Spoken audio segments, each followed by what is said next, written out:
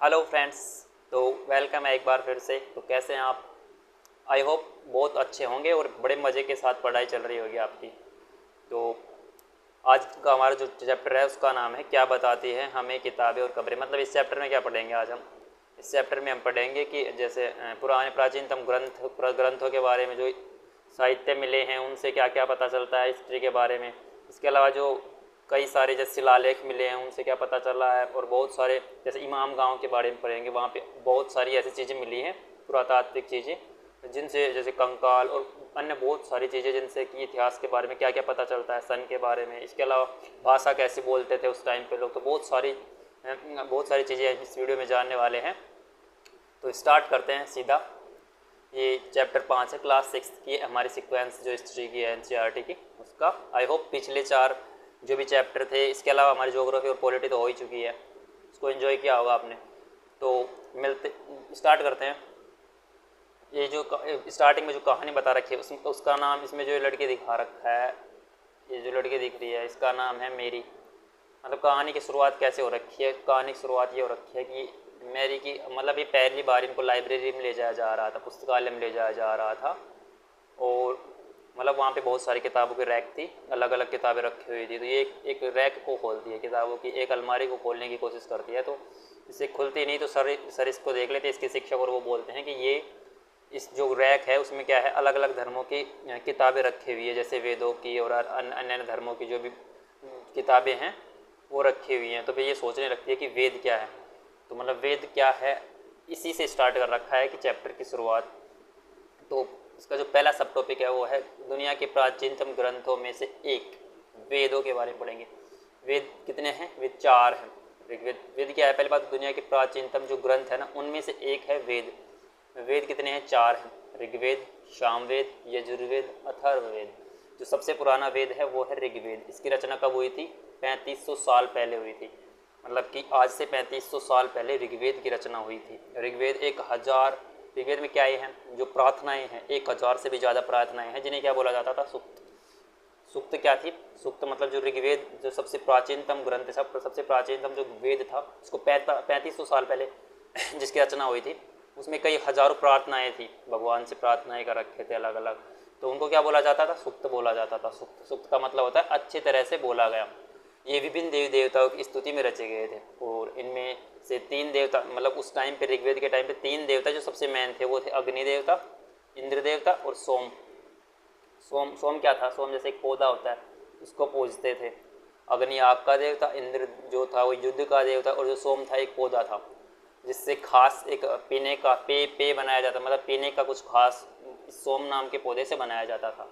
और इनकी रचना किसने की थी? इनकी रचना की थी ऋषियों के द्वारा की गई थी। जो ऋषि मुनि थे उस टाइम पे, जो जमाने जो ऋषि मुनि थे उनके द्वारा बनाई गई थी, उनके द्वारा इन प्रार्थनाओं की रचना की गई थी।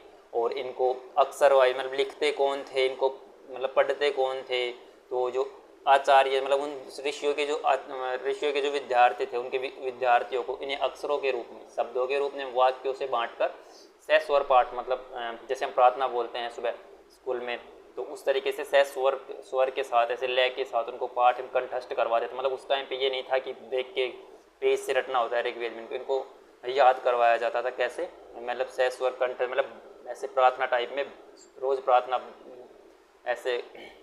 अधिकांश सूक्तों की में जो इनके जो रचयिता थे वो सीखने वाले, सिखाने वाले पुरुष ही थे। मतलब कुछ प्रार्थनाओं में इनकी रचना महिलाओं के द्वारा भी की गई है उस टाइम पे। मतलब महिलाओं को भी प्रार्थना लिखने का अधिकार, जैसे जैसे हम आगे स्ट्रीम पढ़ेंगे तो ऐसे काल आएंगे जहाँ पे महिलाओं के लिए मतलब भेदभाव इतनी ज़्यादा बढ़ गया था। लेकिन ये जो स्टार्टिंग है ऋग्वेद, यहाँ पे महिलाओं को भी जो प्रार्थनाएँ थी उन वो लिखने का अधिकार दिया गया था। और ऋग्वेद की जो भाषा थी वो थी प्राक संस्कृत या वैदिक संस्कृत। ये प्रार्थना किस में लिखी हुई थी? ये प्राक वैदिक संस्कृत में लिखी हुई थी, इसकी जो भाषा थी। इसके अलावा अगर हम जिन किताबों के बारे में पढ़ते हैं वे लिखी गई हैं, छापी गई हैं। जैसे भी हम जो बुक जो पढ़ रहे हैं वो एक पन्ने पे छपी हुई है, लिखी गई है। और जबकि जो ऋग्वेद था ना उनका केवल उच्चारण किया जाता था, मतलब जैसे याद करके मंत्र जैसे बोलते हैं ऐसे उनका उच्चारण किया जाता था और सुना जाता था। सामने वाले जो गुरु लोग जो थे वो उच्चारण करते थे, पहले शिष्य लोग सुनते थे, फिर वो भी उनके साथ सहस्वर मतलब उनको स्वर्ण करके उनको ऐसे याद कराया जाता, कंटेस्ट कराया जाता। तो इन रचनाओं के कई सदियों बाद इसे पहली बार लिखा गया। इसे छापने का काम तो मुश्किल से 200 साल पहले हुआ था। मतलब ये 3500 जो साल है ना, 3500 3500 साल पुरानी थी। लेकिन इनको अगर लिखने और छपने का काम देखा जाए तो सिर्फ अभी पिछले 200 साल पहले ही हुआ है। मतलब कि 3300 साल से सिर्फ इनको सिर्फ सहस्वर तरीके से पाठ करके याद किया जा रहा था और उन्हीं के द्वारा लिखा गया है जिनको ये याद थी। अब भाषाओं की बात कर ले तो जैसे भाषाएं कैसे कैसे कहाँ से आई, तो जो संस्कृत भाषा है ना वो भारत यूरोपीय, जिसको बोलते हैं भारत प्लस यूरोपीय, भारोपीय भाषा परिवार। एक जैसे हमारा परिवार होता है उसके हम सदस्य होते हैं, तो उसी प्रकार एक भारत और यूरोप का मिल जो भारोपीय भाषा का परिवार है उसका एक भाषा है संस्कृत भाषा। और भारत में कई सारी भाषाएं बोली जाती है। असमिया बोली जाती है, गुजरात, हिंदी, कश्मीरी, सिंधी, एशियाई भाषाएं जैसे फारसी। यूरोप में बहुत सारी भाषाएं बोली जाती है जैसे इंग्लिश, अंग्रेजी, फ्रांसीसी, जर्मनी में जर्मन, यूनानी, इतालवी, स्पेनिश। ये सभी किससे भारोपीय परिवार की है। जबकि भारत इन सभी में से भारत में कौन कौन सी बोली जाती है? असमिया, गुजराती, हिंदी, कश्मीरी, सिंधी, एशियाई। और उन्हें एक भाषा परिवार मतलब सभी को, जैसे ये सभी एक किसी सदस्य हो एक, तो इनको मिक्स में एक क्या बोल देते, इसको परिवार बोल देते, भाषा परिवार। क्योंकि आरंभ में इनमें कई एक से मतलब काफ़ी सारे शब्द ऐसे थे जो इनसे मिलते जुलते, जैसे जो माँ शब्द है, माँ हिंदी में इसको क्या बोलते हैं? माँ। संस्कृत में इसको मातृ बोल देते हैं, जबकि अंग्रेजी में मदर। तो देखो एक जैसे सिमिलर से शब्द है सारे मिले हुए से, तो इनको एक परिवार का मान लिया गया है।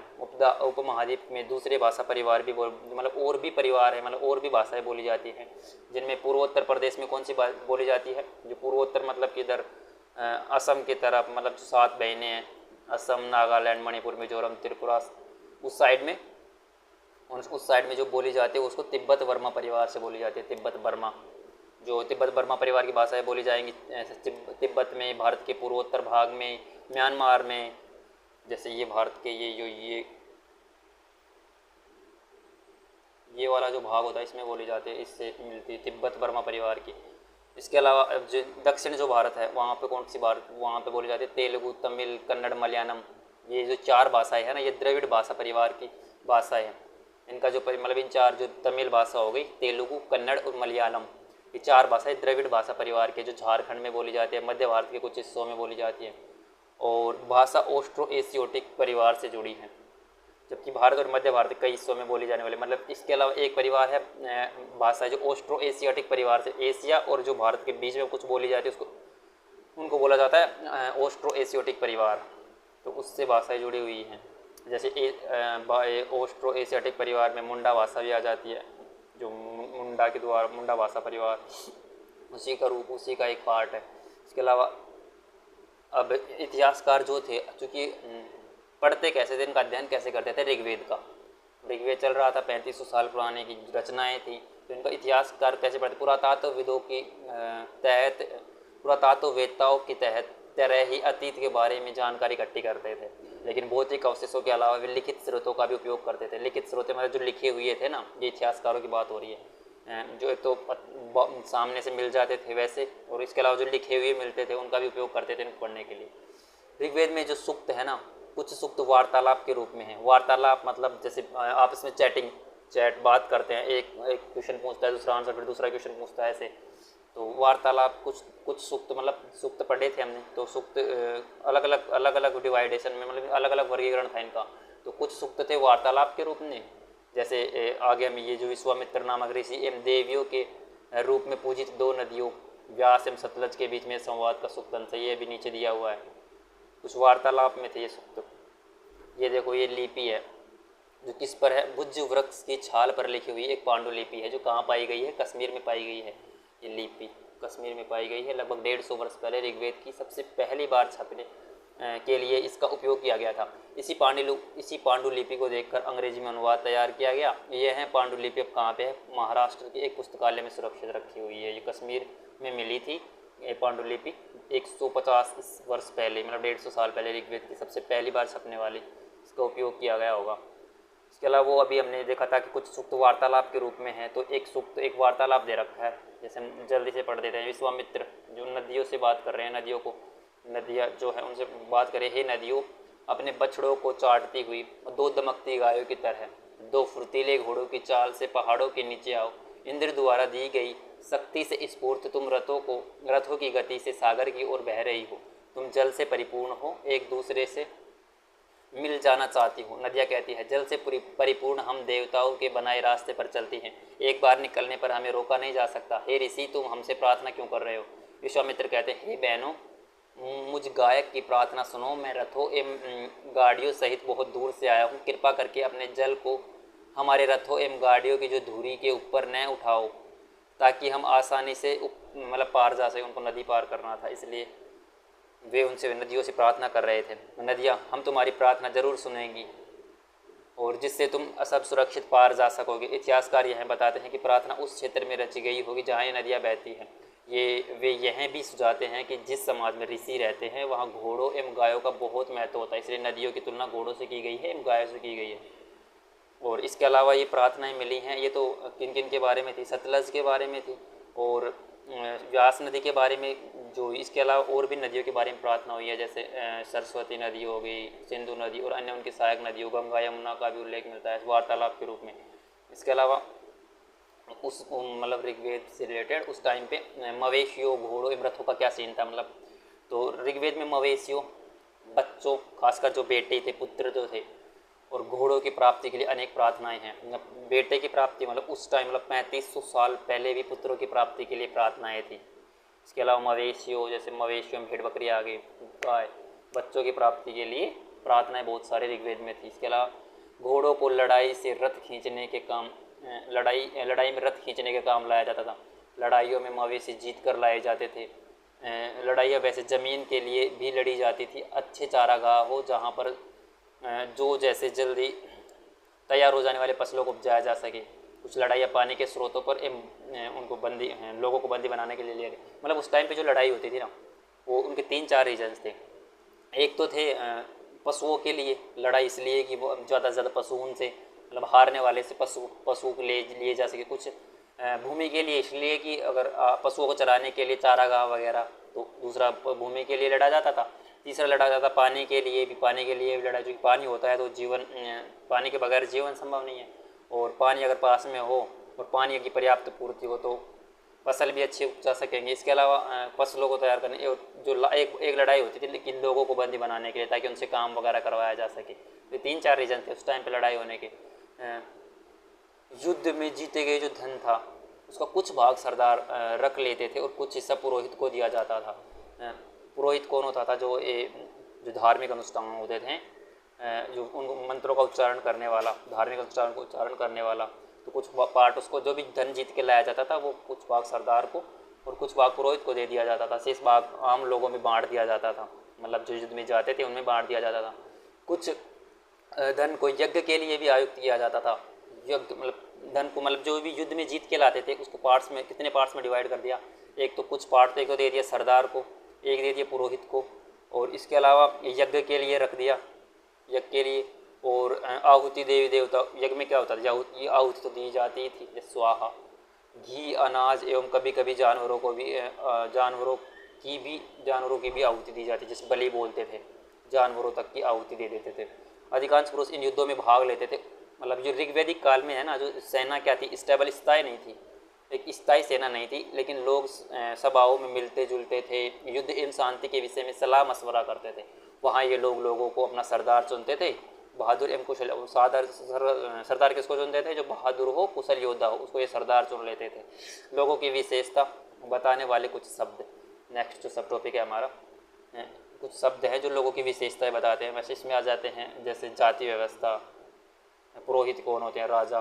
तो लोगों का वर्गीकरण काम के आधार पर, भाषा के आधार पर, परिवार के आधार पर, समुदाय, निवास स्थान, सांस्कृतिक परंपरा के आधार पर किया जाता था। काम, भाषा, परिवार, समुदाय कैसा है, निवास स्थल कैसे, कहाँ, और सांस्कृतिक परंपरा के आधार पर इन लोगों को वर्गीकरण किया जाता है। ऋग्वेद में लोगों की विशेषता बताने वाले कुछ शब्द, जैसे पुरोहित है। पुरोहित का काम क्या था? पुरोहित का जिन्हें कभी कभी ब्राह्मण भी कह देते, पुरोहित ब्राह्मण को ही पुरोहित बोल देते थे, और जो तरह तरह के यज्ञ अनुष्ठान करते थे।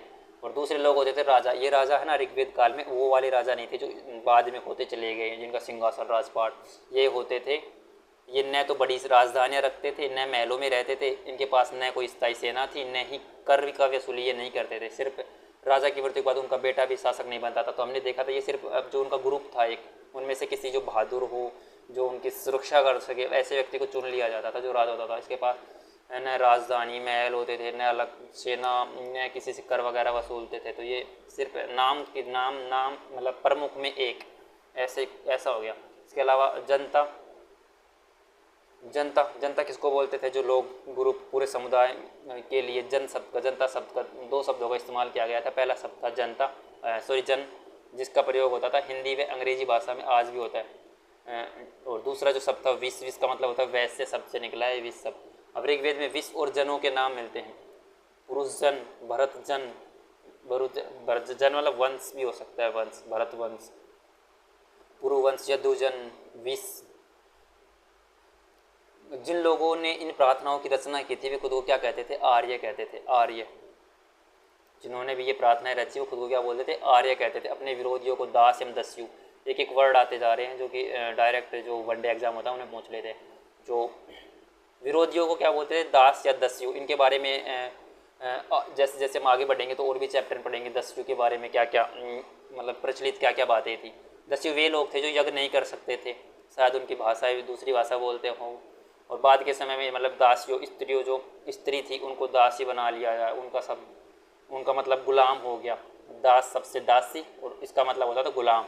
दास वे स्त्री या पुरुष होते थे जो युद्ध में बंदी बनाया जाता था, जिनको जैसे युद्ध जीत गए और वहाँ के जो भी युद्ध के सेना हो गई उनको बंदी बना के ले आए वहाँ से लोगों से, तो वे दास या दासी होते थे, महिलाओं को दासी।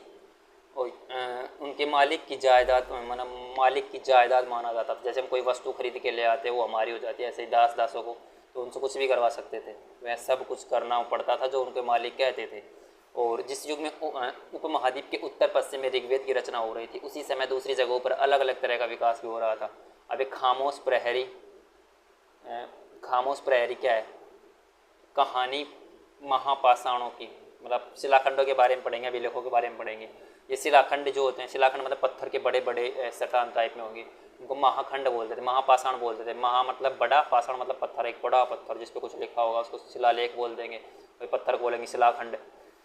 ये पत्थर दफन करने की जगह पर लोगों द्वारा बड़े करीने से लगाए जाते थे। मतलब अगर किसी को दफनाना हो कब्र में तो बड़े तरीके से इनको जचाया जाता था, जचा के बड़े करीने से इनको लगाया जाता था, मतलब दफनाने के लिए। महापाषाण की जो कब्रें बनने की प्रथा लगभग 3000 साल पहले शुरू हुई थी। और ये प्रथा दक्कन में, दक्षिण भारत में, उत्तर भारत में, ऊपर की साइड भारत कश्मीर में, इधर दक्षिणी भारत में नीचे, और दक्कन मिड में भी प्रथाएँ मतलब कब्र की और दफनाने की प्रथाएँ 3000 साल पहले से चल रही थी। कुछ महत्वपूर्ण इसके अलावा ये देखो ऐसे एक कब्र का सीन दे रखा है। इसका मतलब ये इस तरीके से बनाई गई थी जैसे ये जो होल है इससे मतलब परिवार के एक साथ किसी परिवार को एक जगह पे दफनाया जा सके। जब भी ज़रूरत होती इस होल से निकाल दिया जाता था, सब को अंदर डाल दिया जाता था। इसमें देखो, इसमें लिखा भी हुआ है इस तरह के जो महापाषाण के ताबूत बोलते हैं इनको, ताबूत मतलब ऊपर से ढक दिया जाता है। देखा होगा आपने कहीं पे वीडियो पे देखा होगा, किसी वीडियो में उसको ताबूत सवादान या सिस्ट कहा जाता था। यहाँ दिखाए गए सिस्ट में एक पोर्ट होल होता है। पोर्ट होल मैंने बताया, ये देखो ये पोर्ट होल होता है जो शायद पत्थरों से बने हुए कमरे में जाने का रास्ता होता है। मतलब ये ऐसे चित्र में छोटा दिख रहा है, इसमें दफना दिया जाता था, इससे लोग अंदर चले जाते थे उसमें। और गोलाकार सजाए पत्थर मिले हैं, कई पुरातत्वविदों को गोलाकार सजाए हुए पत्थर मिले हैं, कई बार अकेला खड़ा हुआ पत्थर मिलता है। ये एकमात्र प्रमाण है जो ज़मीन के नीचे कब्रों में दर्शाते हैं, ज़मीन के नीचे कब्रों को दर्शाते हैं महापाषाण। इन सब कब्रों में कुछ समानताएं थी, मतलब जितनी कब्र मिली हैं उनमें कुछ समानताएं कैसी, जैसे मृतकों को खास किस्म के मिट्टी के बर्तनों के साथ दफनाया जाता था। ये हमने पहले भी पढ़ा है कि उनको इसलिए कि ताकि वे आगे जहाँ पे भी जाए, जहाँ पे भी रहे, उनके खाने पीने की बंदोबस्त साथ में। यहाँ तक कि कई जगह पे तो दासियों को भी उनके साथ दफना दिया जाता था। काले लाल मिट्टी के जो ब्लैक एंड रेड वेयर, मतलब काले और लाल मिट्टी के बर्तन मिले हैं। और इनके साथ ही लोहे के औजार एवं हथियार, घोड़े के कंकाल भी मिले हैं, मतलब घोड़े को भी साथ में दफना दिया जाता था। साथ में सोने के गहने, पत्थर मिले हैं अलग अलग तरीके से। ये कुछ डायग्राम दे रखे जो मिले हुए हैं। ये तो क्या है, घोड़े की नाल है, घोड़े के लिए सामान, घोड़े की नाल। इसके अलावा ये क्या है, ये घोड़े के लिए ही सामान है कोई। और ये कटार हो गई एक उस टाइम की 3000 साल पहले की जो कब्रों में मिली। लोगों की सामाजिक असमानताओं के बारे में पता करना, लोगों की सामाजिक असमानता के बारे में पता किस प्रकार से, क्योंकि एक जो कब्रें होती थी ना वो सभी सेम नहीं होती थी, कहीं कहीं कहीं पे क्या होता था, महंगे महंगे मतलब सोने जैसे धातुओं के बर्तन वगैरह मिले हैं, तो बहुत सारे ऐसे ऐसी चीज़ मिली हैं जो कि शायद, और कहीं कहीं पे क्या हो गया, कहीं कहीं पे बिल्कुल कम, जैसे नॉर्मली जैसे वो अमीर गरीबी की जो अंतर था ना, वो इन कब्रों से पुरातत्वविदों ने पहचान की है कि कंकाल के साथ कहीं तो ऐसी चीज़ें मिली हैं मरे हुए व्यक्ति के साथ, और कभी कभी एक कब्र की तुलना में दूसरी कब्र में ज़्यादा चीज़ें मिली हैं, इससे हम असमानता पता चला सकते हैं ना। यहाँ एक व्यक्ति की कब्र में 33 सोने के सिक्के एवं शंख मिले हैं, कहाँ, ब्रह्मगिरी में जो है एक व्यक्ति की जो कब्र है उसमें 33 सोने के मन के और शंख मिले हैं। तो मतलब कोई अमीर ज़्यादा, कोई राजा वगैरह उस टाइम पे जो व्यापारी होगा कोई। दूसरे कंकालों के पास सिर्फ कुछ मिट्टी के बर्तन मिले हैं। यह दफनाए हुए लोगों की सामाजिक स्थिति में भिन्नता को दर्शाते हैं, अमीर और गरीब के बीच में जो अंतर है ना उसको दर्शाते हैं। कुछ खास कब्रगाहें खास परिवारों के लिए थी, मतलब कई बार क्या होता था, परिवार जो अच्छा समृद्ध परिवार हो उनको एक ही कब्र में दफना दिया, मतलब एक बार कब्र बना दिया उसी में सभी को दफना दिया जाता था, एक साथ नहीं, मतलब जब भी कोई की हिदायत होती थी किसी की भी तो उसको, कभी कभी महापाषाण कालों में एक से अधिक कंकाल मिले हैं महापाषाणों में।